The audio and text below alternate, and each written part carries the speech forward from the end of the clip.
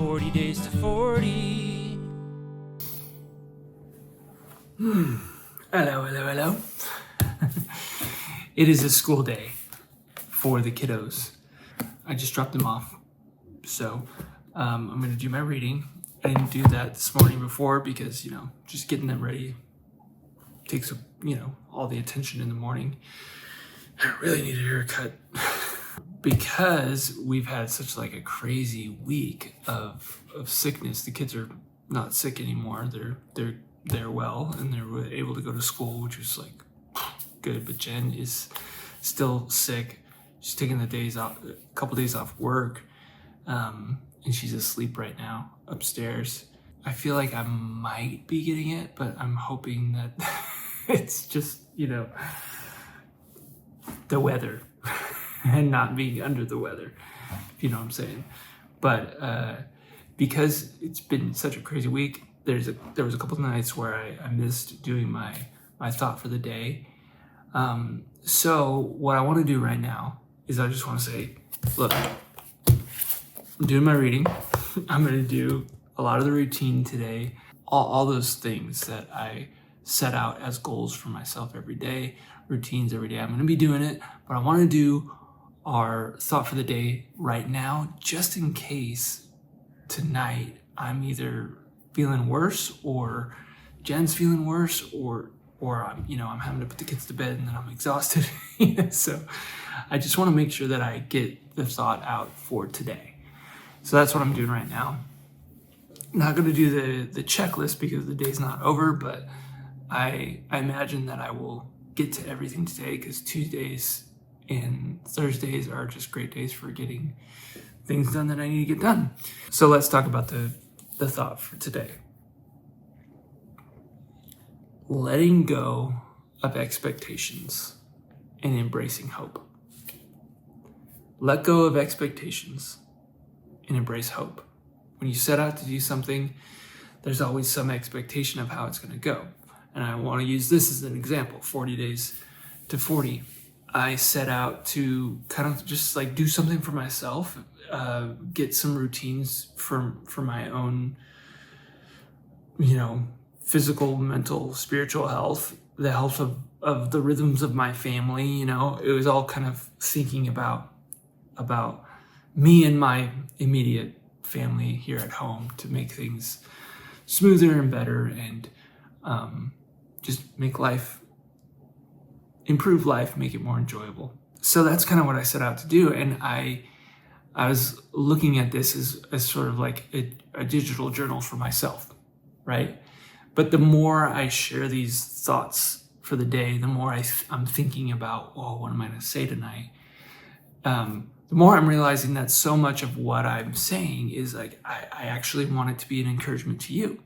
So much of what I'm saying, I want it to be a gift. And I think that's the best way to exist in the world, really, honestly. Just a side note, like the best way to exist in the world is when you have something that you want to say or do in the world, or if you have something that you want to create, creating it as a gift for others is the best, because then you get to look at it as not like this thing of like, look at me. It's like, how is this going to bring value to the world, to anybody who experiences it? That's how I approach music. I want my music to resonate with people. I want it to be encouraging to people. I want it to be something that, like Adam Sandler says in Wedding Singer, when someone hears it, they think, I know what that guy was going through when he wrote that. I want that to be the gift that I give to the world. And so when I set out to do this, I actually intentionally had zero expectations of getting views or, whatever. I'm not trying to do it to like build myself as a content creator or whatever. I'm creating content every day, so I guess I am a content creator, but I'm not doing it for that, right? So I very intentionally said I don't want to have any expectations of what happens with this. And so far, some people are watching it, and that makes me happy. I'm glad. But even more so, I feel that kind of digging into the heels of like, this is not for that. It's not for the expectation of like something big's going to come from it. When I stepped into doing this, I had a certain idea of how it was going to be better for me, but now I'm realizing that this can actually be good for others. And especially, I think about so much of what I'm saying are the kinds of things that I want my kids to hear from me. And there are things that I do say to them. But how cool is it that I'm kind of making this digital journal that maybe one day they'll find? I don't know. Maybe one day my grandkids will find. And the things that I'm saying, the encouragements that I'm giving, the lessons that I've learned along the way, these are the things that I want them to take with them through their life, of how to, be good to people, of how to be good to yourself, of the values that I think are important. So that's an example of how going into something with no expectation has kind of turned into something unexpected and good. So when I say let go of expectations and embrace hope, what I mean is to go into everything with no expectations. Not that you don't have hopes and desires and dreams and etc., the things that you want to happen from it, but that you go into any given situation, even life itself, with zero expectations that what you want to happen is going to exactly happen the way that you imagine it, right? Because very few times in life do you go about something and it goes exactly the way you expect it or exactly to plan. It's super rare. Things go wrong. Even people with the clearest ideas and the most ambitious goals and the most hustle, the elite hustle status, even those people, they experience failure. Things don't go as expected.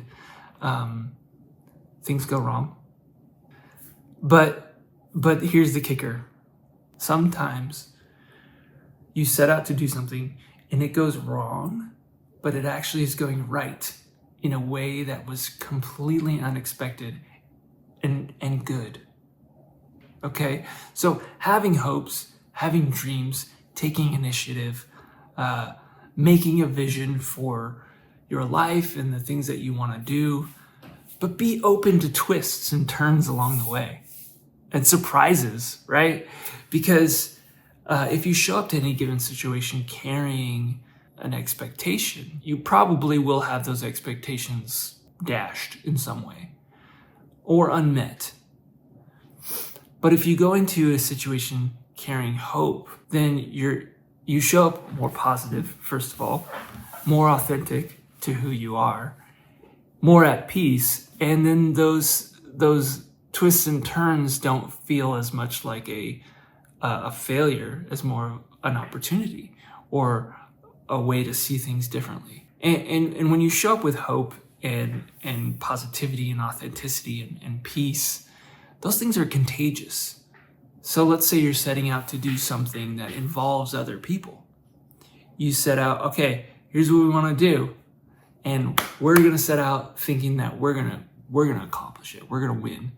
But let's have some flexibility. Let's have open eyes and open hearts to say, all right, if things aren't going the way that we expect them to, we look for the opportunities to see how it's going right in a different way. Not that it's going wrong, it's going right in a different way. I've seen this time and time again, working with clients, with taking on projects, with music, when I write a song, even something as small as writing a song. Like I have an idea that I set out to do when I first start, and then I start playing around and it goes in an unexpected direction. I'm like, oh, this is so much better than what I imagined originally. And I've seen that with my organization, even that I started with my friend Ryan, the creative agency that we started. We were expecting it to go in a direction of like just being some extra income for a season during COVID for us to do some random projects here and there, and it eventually became like our primary source of income, for both of us. And it grew in a way that we did not expect.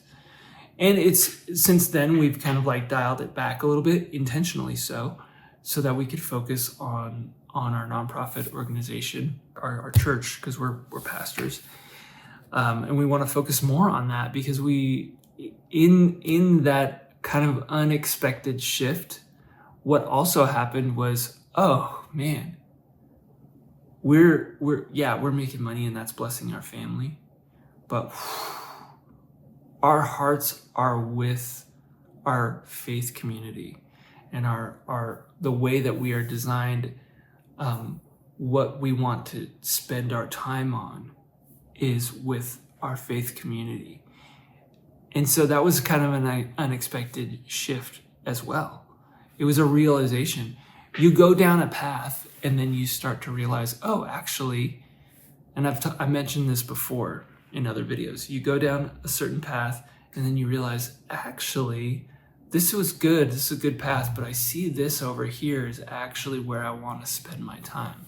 Seeing that unfold in real time in my life allows me to have the insight to say to you, if you go into things with high expectations of what is going to happen, this exact thing is going to happen, or I'm going to go into this and then this is going to happen, this is going to happen. Most of the time that doesn't work. It doesn't happen. Most of the time, whatever you plan originally does not come to fruition, but what does come to fruition is not always bad. In fact, most of the time I've found that it's better. So be open, be willing, come into a situation with hope, not expectation. Because hoping for something good means that when something good happens, you're going to recognize it. You're not going to look at it as it going wrong. You're going to look at it as, oh, actually, that's not what I expected. But it's still good. So, let go of expectations and embrace hope.